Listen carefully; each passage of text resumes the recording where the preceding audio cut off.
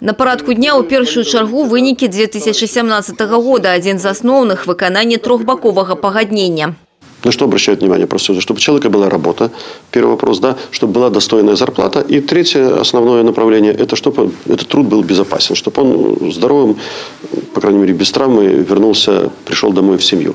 У сферы обороны конституцыйных правоў і гарантый працоўных існуе пагадненне аб узаемадзеянні паміж Федэрацыяй прафсаюзаў Беларусі і Генеральнай пракуратурай.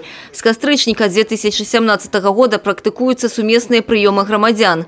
У мінулым годзе з удзелам пракурораў у вобласці прайшло 16 прыёмаў у межах прафсаюзнага прыёму грамадзян.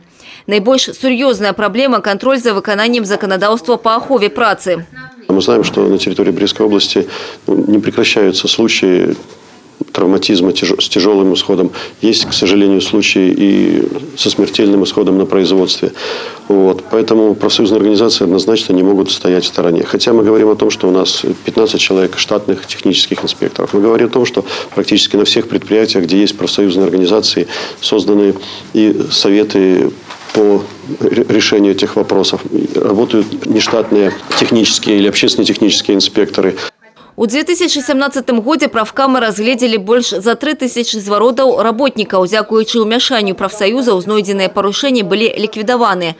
Размова на пасяджэнні прэзідыума ішла канкрэтная. Па сутнасці, праблемы не толькі канстатавалі, але і абмяркоўвалі накірункі іх вырашэння.